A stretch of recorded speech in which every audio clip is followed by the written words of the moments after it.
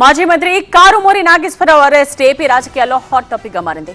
జగన్ హయాంలో liquor transport విషయంలో అవినీతి జరిగిందంటూ ఈడీ అదుపులోకి తీసుకుంది. ఇదే కేసులో కారుమూరి కుమారుడు కూడా గతంలో అరెస్ట్ అయ్యారు. ఇవన్నీ అక్రమ అరెస్టులు అంటున్నారు కారుమూరి నాగేశ్వరరావు. మరోవైపు వైసీపీ కూడా ఈ విషయంపై స్పందించింది.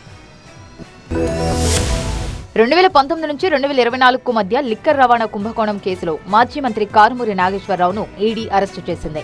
లిక్కర్ రవాణా విషయంలో పాత విధానాన్ని పక్కనబెట్టి ఒక సిండికేట్కు అనుకూలంగా ఉండేలా ట్రాన్స్పోర్ట్ విధానాన్ని తీసుకొచ్చారంటోంది ఈడీ. కొన్ని సంస్థలకు ప్రయోజనం చేకూర్చేలా టెండర్ షరతులను రూపొందించారనే అభియోగాలు కూడా ఉన్నాయి.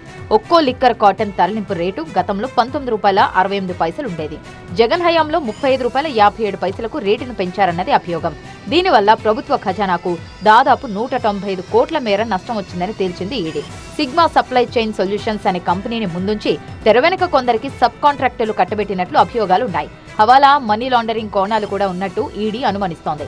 ఇదే కేసులో రాజకేశిరెడ్డి, వాసుదేవరెడ్డితో పాటు కారుమూరి నాగేశ్వరరావు కుమారుడు సునీల్ను గతంలోనే అరెస్టు చేశారు. ఇప్పుడు కారుమూరి వంతు వచ్చింది. అయితే తన అరెస్ట్ అక్రమమని అంటున్నారు కారుమూరి నాగేశ్వరరావు. ఏం చేస్తాం బాబు, అన్ని దుర్మార్గంగా అన్ని అరెస్ట్ చేస్తున్నారు, అక్రమంగా అన్ని అన్యాయంగా చేస్తున్నారు.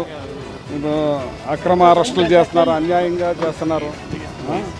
ఏ రకంగా మీకు అన్ని తెలుసు. రాష్ట్రంలో ఎలా నడుస్తున్నాయో దుర్మార్గమైన అరెస్టులు ఒక్కటి కూడా కరెక్ట్ లేదు. నా కొడుకుని అరెస్ట్ చేశారు. మరోవైపు కారుమూరి నాగేశ్వరరావు అరెస్టుపై వైసీపీ స్పందించింది.